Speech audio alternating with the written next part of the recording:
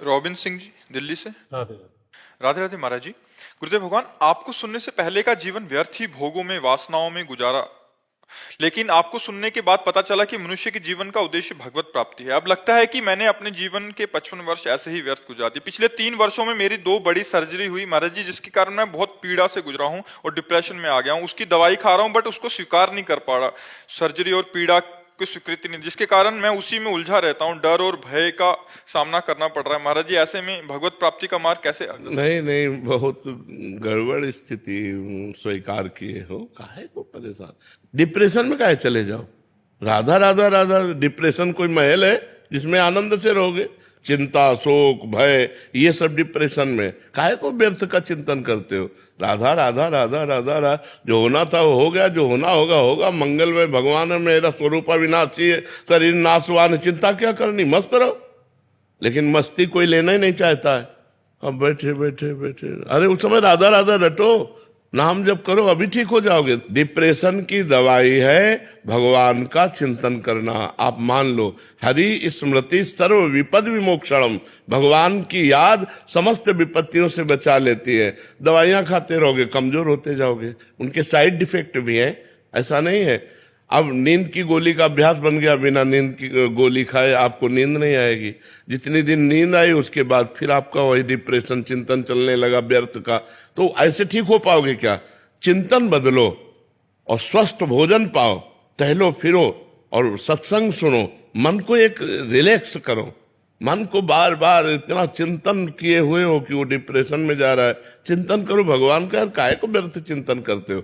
जो हो गया उसका क्या चिंतन? हर कष्ट सहते हुए मस्त रहने का उपाय है राधा राधा राधा राधा। काहे को चिंता करते हो? जब मरना है तभी मरोगे, जो होना है उसे रोक सकते नहीं, तो क्या चिंतन करें? राधा राधा राधा, हे भगवान मैं तुम्हारी शरण में हूं, क्या परेशान। हे भगवान ठीक कर दो, ऐसा भी नहीं सोचा? ठीक तो नहीं करेंगे, क्योंकि पाप कर्म किया हमें भोगना पड़ेगा। अगर ठीक करते तो तुम 10-5 माला जपते हो, हम बचपन से बाबा जी हैं, बड़े बड़े सिद्धों के नहीं ठीक करते। रामकृष्ण परमहंस जी के गले में कैंसर था, हनुमान प्रसाद पोद्दार भाई जी के उदर में कैंसर था, स्वामी राम सुखदास जी के ब्रह्मरंध में कैंसर था। बड़े बड़े सिद्धों के आखिरी जन्म होते हैं और उनको कष्ट भोगना पड़ता है। अवश्य में वो भोक्तव्यम कृतम कर्म शुभाशुभम। हाँ, भोगने की सामर्थ्य दे देंगे। गुरुदेव, प्रारब्ध प्रारब्ध प्रारब्ध प्रारब्ध प्रारब्ध बहुत बुरा प्रारब्ध होता है। प्रारब्ध जो आता है फिर बड़े बड़ों को भोगना। पर जी सामर्थ्य किसे कहते हैं? जैसे हम बैठे हैं तुम्हारे सामने मुस्कुरा रहे हैं, किडनी फेल है, हमारे हृदय में आनंद की उबाल आती रहती है, हम मस्त रहते हैं। क्यों? क्योंकि भगवान से जुड़े। अगर भगवान से न जुड़े हो तो आज हमारी दुर्गति हो जाए।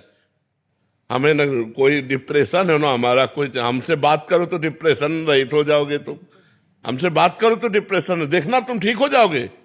गुरुदेव, आप जैसी स्थिति कैसे हो? बता तो रहे यार, राधा राधा राधा राधा राधा, इसी में मस्त रहो, राधा राधा राधा राधा। प्रभु का नाम जप करने से और प्रभु के भरोसे से बहुत आनंद रहता है। अब तुम लोग परेशान हो भगवान से विमुख होकर के अपने अहंकार के कारण। अगर भगवान की शरण में हो जाओ तो नमक रोटी में भी संतोष होने पर आनंद होता है। अगर संतोष है तो नमक रोटी खा के भी आप आनंदित हो, और संतोष नहीं तो रबड़ी पी के भी आप डिप्रेशन में पहुंच जाओगे। आजकल लोगों का मानना है धन आना चाहिए। नहीं भाई, सुख हृदय में जब भगवान का चिंतन होता तब होता है।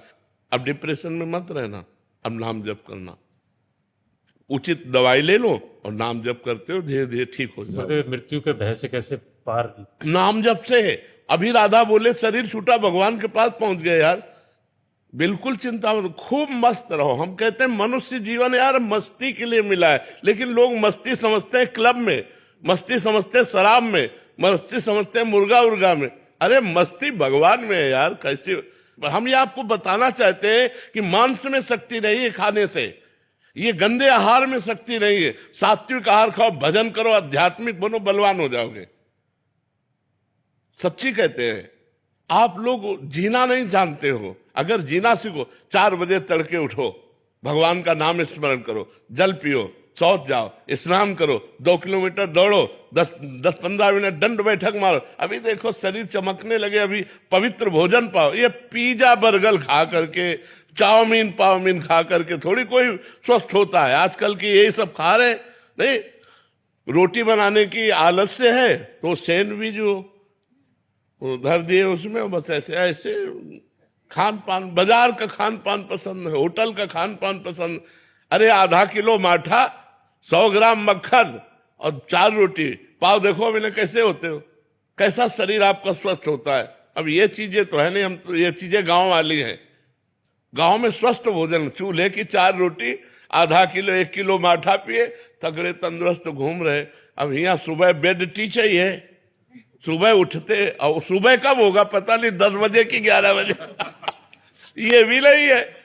सूर्य उदय के समय उठने से हमारे अंदर ऊर्जा शक्ति बढ़ती है, बौद्धिक शक्ति बढ़ती है, हमारी आयु बढ़ती है। जब हम सूर्य उदय में सो रहे हैं, उसे लगभग अब सबका सोना 10-11 बजे तक रहता है।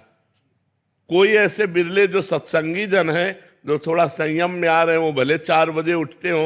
नहीं, 4 बजे कौन उठता, 2 बजे तो सोते हैं, 2 बजे रात्रि तक जगते हैं और फिर सोते हैं, 10-11 बजे उठते हैं। अब 4 बजे उठने वाले इतने, बताओ 4 बजे कौन उठता है? हाँ चलो 2-3-4 हाथ तो उठे यार। 3:30 पौने 4 बजे अपने आप नींद खुल जाए। 1 बजे हम उठ जाते हैं। 1 बजे हाँ, उठना चाहिए और अपनी कमाई करना चाहिए, भगवान नाम की कमाई करना चाहिए, क्योंकि यार मरना है। न रुपया पैसा साथ जाएगा, न परिवार साथ जाएगा, न मकान साथ जाएगा, आपका भजन साथ जाएगा और आप प्रसन्न रहेंगे। अब इसीलिए गरज गरज कर कहते हैं, अपना उदाहरण देते हैं कि यार ऐसी समस्या में भी यदि आनंदित रहा जा सकता है तो केवल भगवान की शरण में रहकर रहा जा सकता है, भगवान नाम जप करके रहा जा सकता है। नहीं, सब परेशान है। तो अगर हमारी बुद्धि शुद्ध हो तो हम स्वयं सुखी रह सकते हैं और दूसरों को सुखी कर सकते हैं। तो बुद्धि कैसे शुद्ध होगी? अच्छे आचरण से। अच्छे आचरण कैसे होंगे? जब हम भगवान का नाम जप करेंगे, जब हम अध्यात्म से जुड़ेंगे, जब हम संतों की बात सुनेंगे, संतों की बात मानेंगे, तभी। नहीं तो फिर कैसे बुद्धि कैसे पवित्र होगी? आजकल सबके पास मोबाइल है, गंदी गंदी बातें देखते हैं, गंदे गंदे विचार आते हैं, गंदी गंदी क्रियाएं करते हैं, इसीलिए पतित होते चले जा रहे हैं। चाहे बच्चा हो, चाहे बच्ची हो, चाहे बूढ़ा हो, चाहे जवान हो। अब कल एकांतिक में के हमारे माता पिता हमारे सामने गंदे आचरण करते हैं, मतलब माँ अन्य पुरुष से और पिता अन्य स्त्री से। अब हमारा क्या कर्तव्य है? अब बोलो, बच्चा जवान प्रश्न ऐसा कर रहा है, अब क्या उत्तर दे? क्या उत्तर दे? कैसे हमारा समाज सुव्यवस्थित रहे? छोटी छोटी बच्चियों के साथ लोग गंदे आचरण कर रहे हैं, पशु की तरह हिंसा कर रहे हैं, बच्चियों की आग में जला दिया। ऐसे ये क्या बुद्धि हो रही है? ये समाज की बुद्धि तभी सुधरेगी जब अध्यात्म जाए, इनकी खोपड़ी में धर्म घुसे, तब उनकी समझ में आएगा। अब तो राक्षस बन रहे हैं। मतलब कैसे ऐसे ऐसे आचरण कर रहे हैं जो सोचकर लगता है कि कैसी दुर्गति की वृत्तियां बढ़ रही हैं। जवान जवान बच्चे, जवान जवान बच्चियां, कोई ब्रह्मचर्य नहीं, कोई धर्म नहीं, मनमानी आचरण कर रहे हैं। इसलिए हमें लगता है अध्यात्म सुनो, धर्म से चलो, अपनी इंद्रियों को कंट्रोल रखो, नाम जप करो, तुम्हें आनंद हो जाएगा।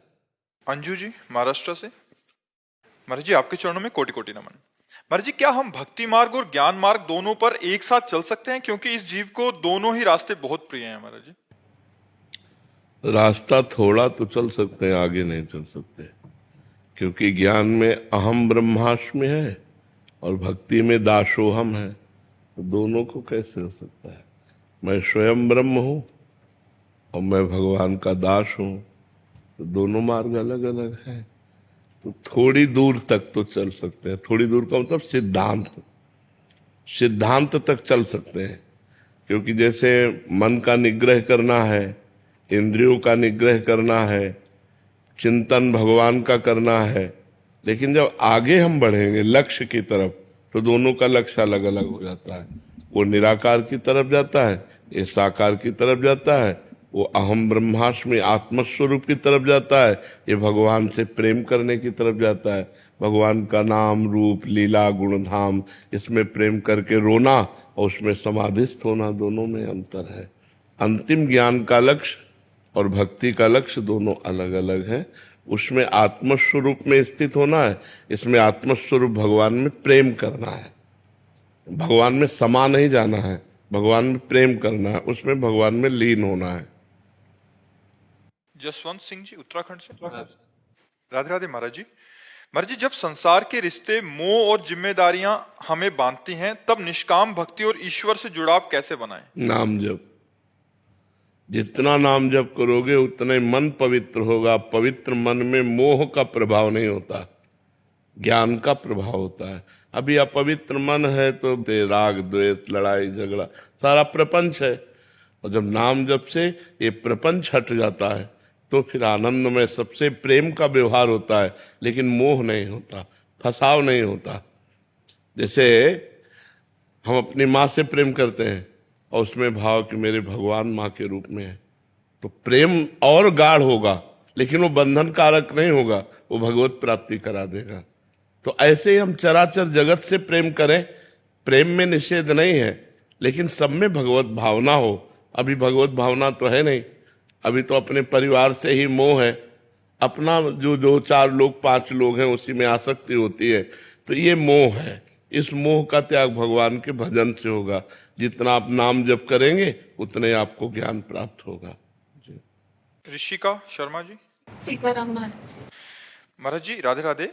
महाराज जी, आप जब से जीवन में आए, जीवन पूरा ही बदल गया। जब से आपको सुनना शुरू किया तब से राम नाम जप करती हूँ। थोड़े समय पहले सपने में आदेश मिला कि राम नाम जपने का, तब से बल और तब से प्रयासरत हूँ। महाराज जी, मुझे शादी करने में कोई रुचि नहीं है, और महाराज जी आप कह रहे हैं कि आप हनुमान जी को याद रख के जीना चाहते हैं और किसी और से मोह नहीं रखना चाहते। महाराज जी, अब मैं मेरी अपनी माँ के साथ रहती हूँ, क्या निर्णय? हाँ, इसके लिए बच्चा व्यवस्था चाहिए कि आप एक सुरक्षित वातावरण में रहें, कुसंग जहां ना हो। तो सबसे ज्यादा सुरक्षित अपना घर है। यदि हम अपने परिवार से घिरे हुए रहें और मोबाइल का दुरुपयोग ना करें, मोबाइल से भी कुसंग होता है, और अपनी मन और इंद्रियों को भगवान में लगावें तो अच्छी बात है। यदि आपको गृहस्थी में नहीं जाना तो हमारे भगवान ने 2 मार्ग बनाए हैं, एक निवृत्ति और एक प्रवृत्ति।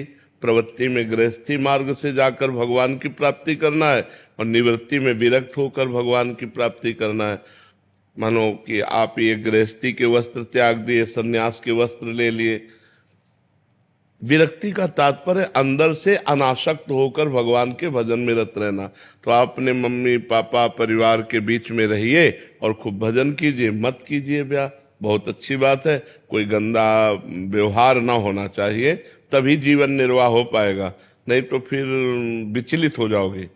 बहुत बड़ा जीवन है, बहुत बड़ा जीवन। मान लो मोबाइल से गंदा संग हो गया, या किसी स्त्री का गंदा संग हो गया, या किसी पुरुष का गंदा संग हो गया, तो भ्रष्ट होने के चांस है, मार्ग से गिर जाने के चांस है। यदि कुसंग ना हो तो फिर हमारा जीवन भगवान का भजन करते हुए पवित्र निर्वाह हो सकता है।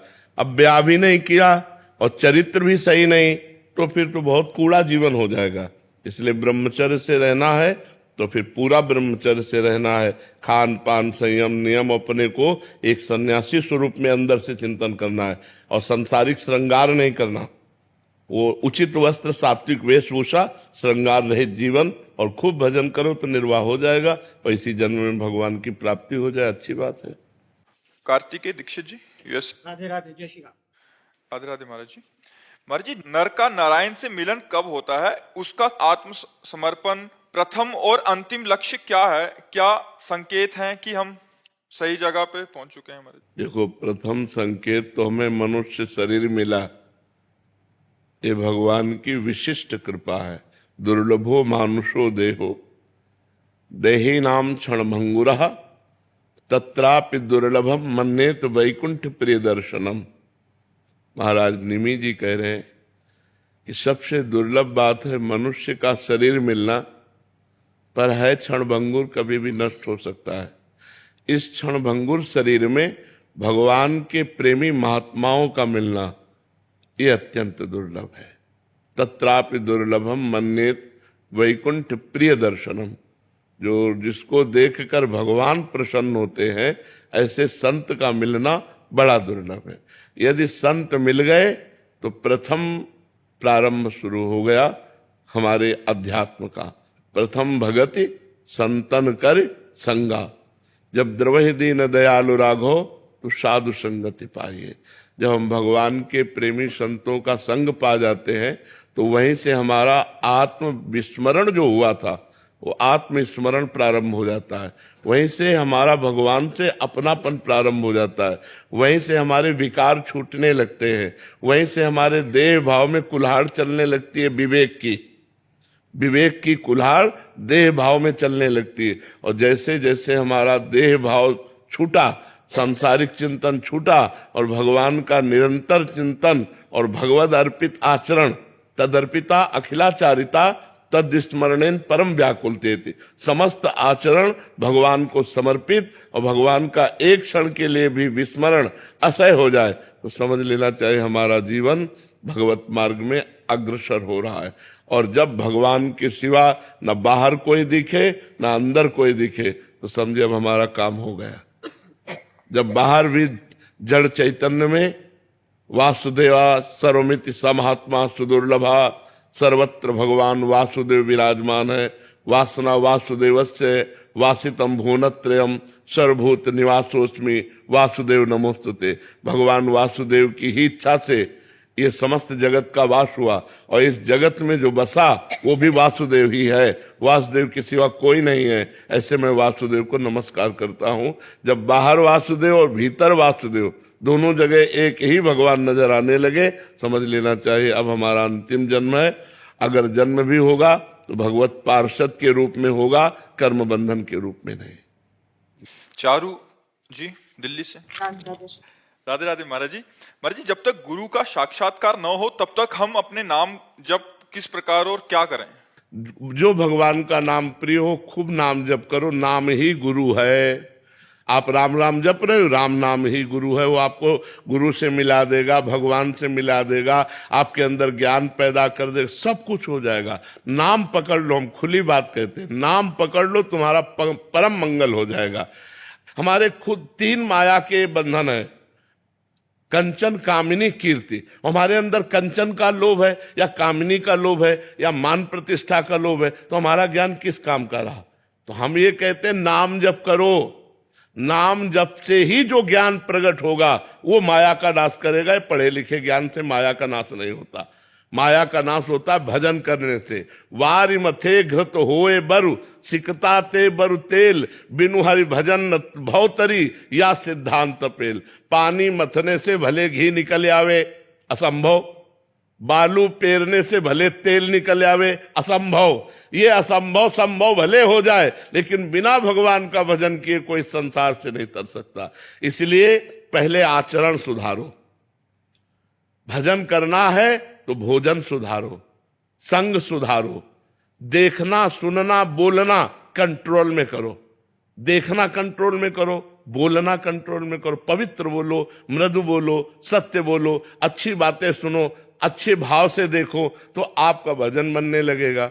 अब जो मनावे सो खा रहे, जो मनावे सो कर रहे और फिर डिप्रेशन में जा रहे, कर रहे, नाना प्रकार के चिंता भय उद्वेग से परेशान है।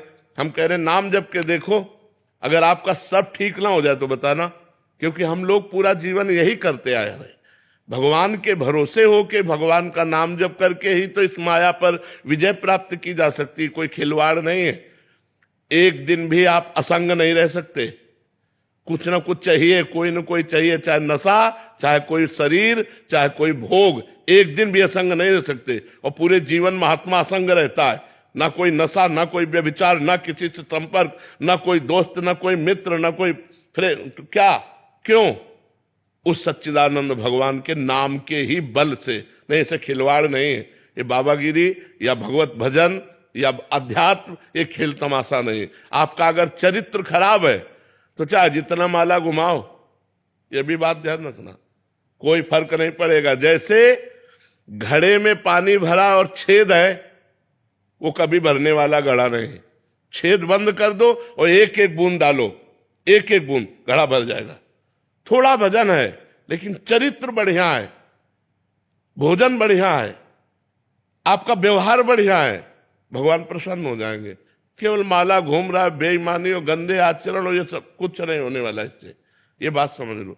इसलिए भगवान का नाम जप करो, भगवान का नाम ही गुरु है।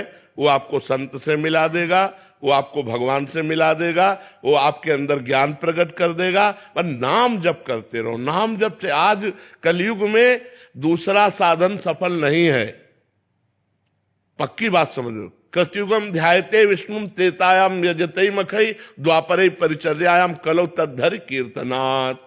सतयुग में ध्यान के द्वारा, त्रेता में यज्ञ के द्वारा, द्वापर में पूजा के द्वारा भगवान की प्राप्ति होती है। कलयुग में भगवान के नाम जप से भगवान की प्राप्ति होती है। युग धर्म का प्रभाव है। कलयुग केवल नाम आधारा, सुमिर सुमिर नर उतर ही पारा। इसलिए खूब नाम जप करो, जो नाम प्रिय लगे तुम्हें वो नाम जप करो। जब गुरु मंत्र ले लो तो जो गुरु जी नाम मंत्र दे वो जपो। खूब अगर मस्ती चाहते हो तो नाम जप करो, गंदे आचरण छोड़ो, अपने मन पर शासन करो, अपनी इंद्रियों पर शासन करो, अपनी जबान पे शासन करो। ये मुर्गा मुर्गी खाओगे और इधर उधर गंदे आचरण करोगे भाई, तो साधु समागम का कोई लाभ नहीं ले पाओगे। आए हो तो शराब पीना, मांस खाना, व्यभिचार करना, पराई बहन बेटियों से ये बंद करो तो तुम्हारा जीवन आनंदमय होगा। नहीं तो चाहे जितने संतों का संग करो, चाहे जितना माला घुमाओ, वो बात बनेगी नहीं। जब तक आचरण पवित्र नहीं होंगे, भोजन पवित्र नहीं होगा। नीरा जी लुधियाना से। महाराज जी राधे राधे। महाराज जी, मैं सांसारिक उलझनों में फंसकर नाम जप ठीक से नहीं कर पाती हूँ। संसार से विरक्ति कैसे पाएं ताकि नाम जप में मन लगे? नाम जप से ही विरक्ति होगी। अगर नाम जप नहीं तो फिर विरक्ति किससे होगी? बुद्धि अपवित्र है तो फंसी रहेगी ना। मन बुद्धि अपवित्र संसार का चिंतन करता है। जब मन बुद्धि पवित्र हो जाता है तो भगवान का चिंतन करता है। तो पवित्र करने का उपाय भी तो भगवान का नाम ही है। हम जबरदस्ती नाम जप करें, राधा राधा राधा राधा राधा राधा, नाम जप करेंगे तो क्यों नहीं होगा नाम जप? अब मन से नाम जप तो सिद्धों का होता है, साधक को जबान से नाम जप करना होता है। नई नई अवस्था में राधा राधा, अब चल रहा है नाम जप। अब जैसे सिद्ध पुरुष है, अब अंदर उसका चल रहा है, क्योंकि उसने वर्षों अभ्यास किया तो हृदय पवित्र हो गया, तो मन ने नाम को पकड़ लिया। अभी हमारा मन संसार को पकड़े हुए है, तो हमें नाम पकड़ाना है। तो यद जिह्वाग्रे वर्तते नाम तुभ्यम, जिसकी जिह्वा के अग्रभाग पे भगवान का नाम विराजमान रहता है, राधा राधा राधा। तो निरंतर अब अभ्यास करो तो अभ्यास में आ जाएगा। रेणु गर्ग जी चंडीगढ़ से। राधे राधे राधे महाराज जी। महाराज जी, गुरु बिना ज्ञान नहीं, सो हम सही गुरु को कैसे पहचाने? क्या प्रतीक्षा करें? नाम जप करो। नाम जप करोगे तो सही गुरु मिल जाएगा, क्योंकि सही गुरु भगवान जानते हैं, वही गुरु रूप में है। अब ऐसे हम किसको क्या जाने क्या सही है क्या गलत है? हम अपने बाहरी नेत्रों से तो रूप देख सकते हैं, वैभव देख सकते हैं, और ये सब मायाकृत होता है। ये सच्चिदानंद तो है नहीं। गुरु सच्चिदानंद में होता है। तो सच्चिदानंद भगवान से प्रार्थना करें और नाम जप करें जो नाम प्रिय हो, क्योंकि हम समय व्यर्थ ना जाने दें। जब तक गुरु ना मिले तब तक हम भगवान का भजन ना करें, मर गए तो नरक जाएंगे। इसलिए हम खूब नाम जप करें और भगवान से प्रार्थना करें कि मुझे गुरु रूप से मिल जाओ, तो वो खुद व्यवस्था कर देंगे। अवेश सक्सेना जी। श्री हरिवंश। श्री हरिवंश। महाराज जी, एक चिंतन हमारे मन को बड़ा व्यथित करता है। बड़ी कृपा से वृंदावन का वास मिला। इस शरीर को ग्रस्त होने के कारण नौकरी के लिए यहाँ आकर रहने लगा। फिर किसी दूसरे स्थान पर जाना पड़ जाए तो कहीं मेरे कुछ कर्मों या प्रारब्ध का खेल तो नहीं? क्या प्रारब्ध कर्मों का खेल नहीं। अब ड्यूटी में तो ये है ही। मान लो चाहे जिस डिपार्टमेंट में हो, अगर ट्रांसफर होगा तो हमें जाना पड़ेगा, या धनादि के लिए व्यवस्था करनी पड़ेगी। उसमें ज्यादा चिंतन न करे। वृंदावन वास और वृंदावन का चिंतन, ये दोनों एक ही है। अगर हम राधा राधा कृष्ण कृष्ण नाम जप कर रहे, वृंदावन का चिंतन कर रहे और बम्बई कलकत्ता में है, तो हम वृंदावन वासी ही है।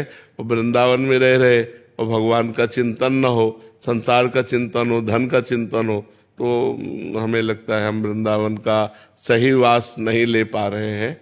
वृंदावन बस के इतनो बड़ो सयान, जुगल चरण के भजन बिनु निमिष न दीजे जान। वृंदावन वास का यही स्वरूप है, प्रिया प्रीतम का चिंतन।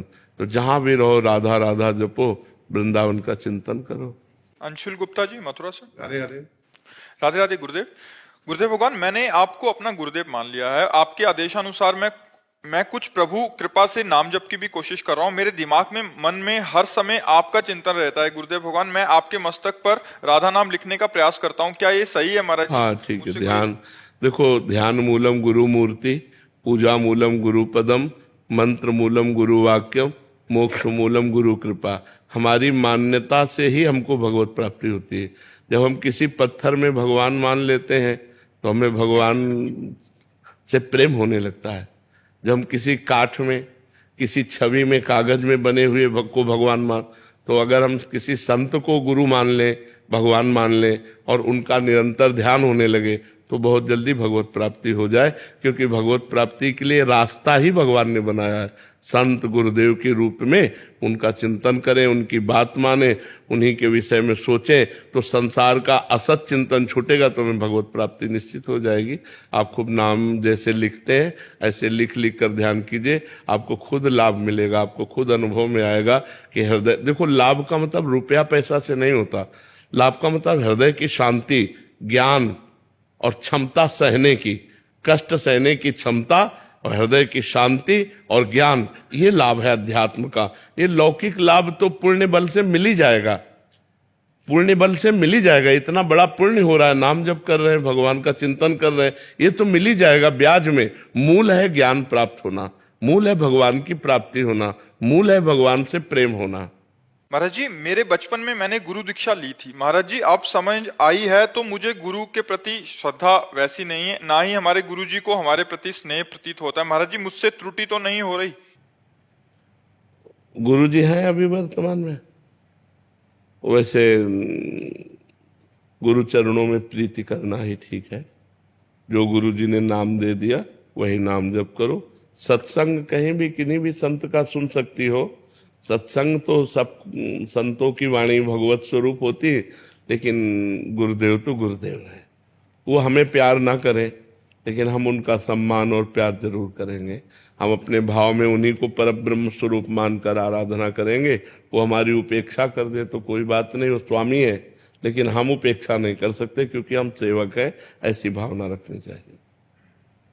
और एक आध कोई शब्द सुना दो सरकार, जो बस महाराज जी, जीवन का सर्वसार शास्त्रों का योग का, जैसे कर्म योग, ज्ञान योग, अष्टांग योग, भक्ति योग, जितने भी योग हैं सबका एक उद्देश्य है, संसार का चिंतन छूट जाए और भगवान का चिंतन होने लगे। निरंतर हम अपने इष्ट देव का नाम जप करते रहें, उनकी लीलाओं का गायन करें, उनकी लीलाओं का चिंतन करें, यही हमारे जीवन का सार है। उठते बैठते चलते फिरते, देवर्षि नारद जी कहते हैं, तदर्पिता अखिलाचारिता तद्विस्मरणेन परम व्याकुलते थी। अपने इष्ट देव के लिए ही आचरण करें और इष्ट देव का जरा सा चिंतन छूट जाए तो परम व्याकुलते थे। हृदय में पीड़ा होनी चाहिए कि मैं एक सेकेंड अपने भगवान को क्यों भूल गया।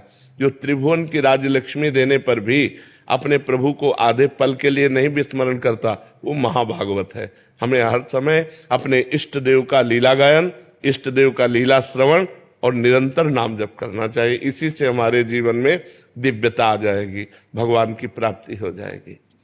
साहिल जी, राधे राधे महाराज जी। महाराज जी, जाने अनजाने में अगर आपने किसी का दिल दुखाया हो और कुछ गलत कहा हो और आपने उस अपराध की बहुत बात अनेकों बार माफी भी मांग ली हो, लेकिन सामने वाला व्यक्ति आपको माफ ना करने और पुरानी बात, उससे कोई फर्क नहीं पड़ता, उससे कोई फर्क नहीं। यदि आपने गलती मान ली है, कोई ऐसी दुखद क्रिया, दुखद वार्ता हुई तो आपको बड़ा पश्चाताप हो रहा है, आप उससे क्षमा याचना कर लिए, इसके बाद वो क्षमा नहीं करता, कोई फर्क नहीं पड़ता। वो न क्षमा करे, मालिक क्षमा कर दिया। आपके हृदय में जो जलन हुई, जो पश्चाताप हुआ, वही उसका प्रायश्चित हो गया। वो क्षमा ना करे अपने द्वेषवश तो जलता रहे, उससे कोई फर्क नहीं पड़ता। आपको वो क्षमा हो गया, भागवतिक विधान से क्षमा हो गया। यदि हम हृदय से मान लिए तो क्षमा हो गया, उसके क्षमा करने ना करने से कोई फर्क नहीं पड़ता। क्योंकि वो अगर द्वेषी पुरुष है तो अब आप बार बार नमन कर रहे हो, बार बार क्षमा मांग रहे हो, नहीं तो अपना भोगे, आपका क्षमा हो गया क्योंकि आपने हृदय से प्रायश्चित मान लिया। और व्यवहार में अगर कोई निकट संबंधी हो तो फिर व्यवहार कैसा रखना चाहिए? प्रिय, अपनी तरफ से प्रिय व्यवहार रखना चाहिए। वो कटुकरे करने देना चाहिए, अपनी तरफ से प्रिय व्यवहार रखना चाहिए। अपनी तरफ से दोबारा चूक नहीं होनी चाहिए, अपनी तरफ से प्यार भरा व्यवहार होना चाहिए। और वो कटु करे तो करने दे, कोई उससे फर्क नहीं पड़ता। क्योंकि वो अपने स्वभाव से बरत रहा, आप अपने स्वभाव से बरत रहे हैं। उसका स्वभाव द्वेषी है, वो जलेगा, वो आपका उपहास करेगा, आपकी निंदा करेगा, आपको दुख पहुंचाने की चेष्टा करेगा। आप मृदु मुस्कान के साथ उसका पवित्र व्यवहार कीजिए तो वो भगवान देख रहे हैं, वो आपका मंगल करेंगे। मुस्कान जी पुणे से। राधे राधे महाराज जी। महाराज जी, मैं श्री कृष्ण जी को माधुर्य रस के भाव से नित्य स्मरण करती हूँ और गीता जी का पाठ 2 वर्ष से कर रही हूँ, परंतु महाराज जी मेरी हिंदी अच्छी नहीं होने के कारण श्लोक का शुद्ध उच्चारण सही प्रकार से नहीं कर पाती। महाराज जी ये मेरे हृदय की एक प्रकार की कमी नहीं होता है महाराज जी। भगवान इस श्लोक से नहीं मिलते। मान लो कोई संस्कृत का भारी विद्वान है तो क्या उसको भगवान मिल जाएंगे? क्या भगवान भाव से मिलते हैं। आप हिंदी पढ़िए गीता जी की, और उन जो गीता जी कह रही वो जैसे मानो अनन्य चेता सततम यो माम स्मृति नित्यसः तस्याहम सुलभा पार्थ नित्युक्त से योगिना। ये श्लोक पढ़ लिया, अब इसका हम भाव नहीं समझा तो पुण्य तो हो जाएगा लेकिन लाभ नहीं मिलेगा। लाभ क्या है? जो हम इसका भाव पढ़ा, भगवान कह रहे हैं जो मेरा अनन्य चिंतन करता है, जो मेरे से युक्त हो जाता है, मेरा ही भरोसा रखता है, मैं उसके लिए सुलभ हो जाता हूं। अब ये बात पकड़ लो कि भगवान कह रहे हैं मेरा जो अनन्य चिंतन करता है, मेरा दृढ़ भरोसा रखता है, मेरे से युक्त रहता है, मैं उसे प्राप्त हो जाता हूं। एक श्लोक की बात मान लो, पूरी गीता का फल मिल जाएगा। कोई श्लोक में एक श्लोक की बात मान लो, हम पूरी गीता कंठस्थ कर लें और भजन न करें तो हमें लाभ नहीं मिलेगा। हम एक श्लोक की बात पकड़ लें कि भाई भगवान कह रहे मेरा निरंतर भजन करो, बस रोज हिंदी से तो हिंदी आती तो अर्थ तो पढ़ ही रहे ना, तो बस खूब भजन करो और अर्थ पढ़ो। भगवान इसी से प्रसन्न है। भगवान हर विद्या से भगवान की प्राप्ति होती है। मान लो संस्कृत एक विद्या है, अब सबको संस्कृत नहीं याद तो क्या वो भगवत प्राप्ति नहीं कर सकता? वो कर सकता है। हिंदी हमारी मातृभाषा है, ये तो हमें सहज में याद है, सहज में हमारा अधिकार हिंदी में। संस्कृत है, अंग्रेजी है, महाराष्ट्री है, उड़ीसा भाषा है, उर्दू भाषा, अलग अलग भाषाएं, सब अपनी अपनी भाषा से भगवान को भजते हैं। तो भगवान से ही तो हर भाषा का प्रादुर्भाव हुआ। तो हम अगर हिंदी से प्रार्थना करते हैं तो हमें भगवान की प्राप्ति हो जाएगी। हम हिंदी से अर्थ पढ़ लेते हैं तो भगवान की प्राप्ति हो जाएगी, इसमें कोई संशय नहीं। शहीद चतुर्दशी जी हम पढ़ते हैं लेकिन उसका मतलब पूरा मीनिंग हमें भी कभी कभी नहीं आता। हाँ, अगर ना भी समझ में आए तो ये मंत्र है, श्याम श्यामा प्रगट प्रगट अक्षर निकट प्रगट रसवत अति मधुर वाणी, ये दिव्य लीला है। गीता सिद्धांत है, सिद्धांत समझना आवश्यक है, और लीला गायन की जाती है। गायन करने से धीरे धीरे लीला चिंतन बनने लगेगा। अब जैसे चतुरासी जी का 45वां पद है, आवत श्री वृषभानु दुलारी, आवत श्री वृषभानु दुलारी, रूप राशि अति चतुर शिरोमणि, अंग अंग सुकुमारी। अब इसका हम जैसे भाव जब चिंतन बनेगा, और उसके चिंतन में दिखाई दे रहा है कि श्री जी आ रहे हैं, आवश्य वृषभानु दुलारी, लाडली जी महाराज पधारे। कैसी रूप की राशि है और चतुरता की सीमा है, अंग अंग से सुकुमारता टपक रही है। जब गाते गाते ये रूप झलकने लगेगा तब रंग आ जाएगा। अभी हमको केवल गायन करना है, गान करने मात्र से ही हमारा परम कल्याण हो जाएगा। अगर हम 84 जी का गान रोज करते हैं तो 84 लाख योनियों में नहीं जाना पड़ेगा। छुट्टी 84 भ्रमंते निर्खय जुगल किशोर, निर्खय जुगल किशोर भोर रैन न जाने, पिए रूप रस मत भयो कछु मन नाने। प्रेम लक्षणा भक्ति हो यही आनंदकारी। यदि 84 जी का गान करते तो प्रेम लक्षणा भक्ति प्रकट हो जाएगी, प्रिया प्रीतम के दर्शन हो जाएंगे, 84 लाख योनियों से मुक्त हो जाएंगे और लीला में प्रवेश हो जाएगा। करते रहिए, वर्षों समझ में नहीं आएगा, वर्षों, क्योंकि बहुत ऊंची रस की स्थिति के पद है ना, वो धीरे धीरे समझ में आएगा। महाराज जी आपने एक और समाधान बताया था, जैसे हम पाठ करते हैं, यहाँ रसिक पदों का पाठ करते हैं संस्कृत में, तो लास्ट में 2 मिनट या 4-5 मिनट राधा नाम कीर्तन या करने से भी त्रुटियों का शमन और प्रार्थना माफ हो जाता है। हाँ, बिल्कुल बिल्कुल।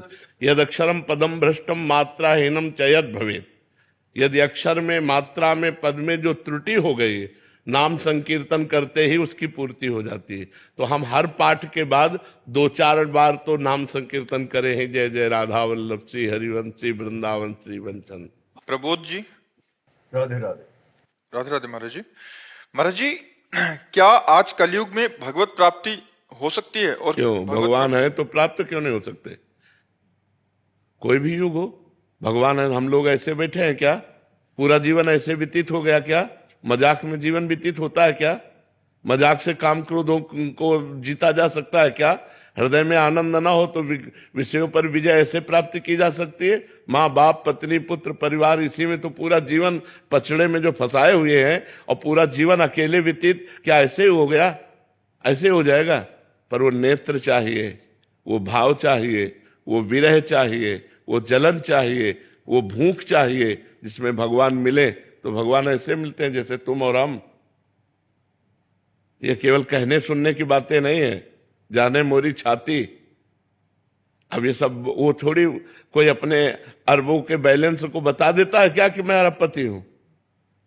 उसकी चाल ढाल उठना बैठना से पता चलता है कि करोड़पति की खाकपति है।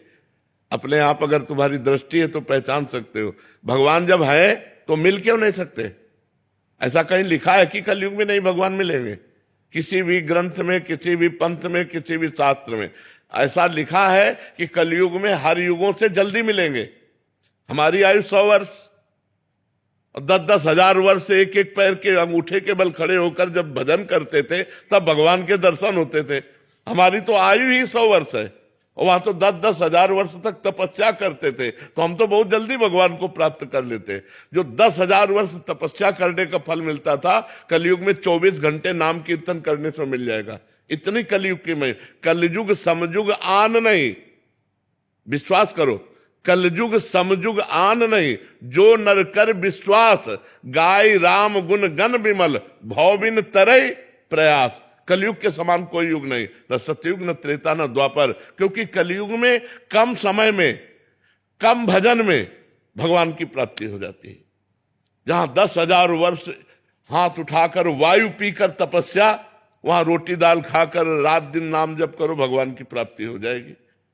बिना भगवान की प्राप्ति के जो संत महात्मा जन है, जो सतमार्ग के पथिक है, वो ऐसे जी रहे हैं क्या? ऐसे 1 मिनट आप नहीं रहना चाहोगे? 1 मिनट आपको एक कमरे में रख दे और बढ़िया से बढ़िया आपका भोजन देंगे, एसी रूम होगा, लेकिन मिलने किसी से नहीं देंगे, न मोबाइल, न टीवी, न किसी से मिलने, तो आप कहोगे हम नहीं जी सकते। भगवान के बिना एकांत नहीं सह सकते आप। एकांत सबसे बड़ी सजा है, और अगर भगवान से चित्त जुड़ा है तो एकांत सबसे बड़ा आनंद है। समाज से एकांत की तरफ मन भागता है जिसका मन भगवान से जुड़ने लगता है। तो आप सोचो, आप लोगों ने पूरा जीवन व्यतीत किया, कैसे ऐसा हो सकता है कि भगवान ने मिले हम चैन से मुस्कुरा रहे हैं? भगवान के बिना हमारा जीवन ही नहीं है। भगवान की कैसे तुम्हें बताए? एक बार भगवत प्राप्ति, अब तुम्हें कैसे बताए? सब बातें बताने की थोड़ी है। महाराज जी, इसमें एक प्रश्न था। महाराज जी, आप काफी बार हम सत्संग में सुना है कि आप कहते हैं कि हम सच में, हमारा स्वभाव ऐसा था कि हम माइक से बोल देते। हाँ, अगर भगवान का अनुभव ना होता ना, परमानंद की बात, तो हम माइक से बोल देते कि हमारा स्वभाव ऐसा जिद्दी। लेकिन हम यही कहते, कमी हमारी और कृपा उनकी। कमी हमारी और कृपा भगवान की। स्वभाव में हम बता रहे हैं। अच्छा, ऐसा स्वभाव ना होना तो 500 साधु हैं, और सब 20 से लेकर के 35-40 तक के हैं, और सब ग्रेजुएट है, पढ़े लिखे। ऐसे नहीं मर्यादा चल रही, ऐसे नहीं चलती, ऐसे नहीं। आंख में दम नहीं, तुम्हारी बाजुओं में दम नहीं, तो फिर शासन नहीं चलता। चाहे वो घर का शासन हो, चाहे वो राज्य का शासन हो, चाहे वो राष्ट्र का शासन हो। शासन तभी चलता है जब छाती में दम हो, नहीं तो ऐसे नहीं चलता है। ऐसे थोड़ी अभी चले। तो समाज का आज का क्या है कि ऐसा भयभीत होता जा रहा है, माता पिता परिवार सब ऐसे, और माता पिता के आचरण इतने गंदे हैं कि बच्चे खुद देख रहे हैं। कल ही प्रश्न हुआ तो ऐसे जवान बच्चा, और कह रहा था मेरी माँ किसी से गलत संबंध करती हूँ, मैं जानता हूं, अब मैं क्या करूं।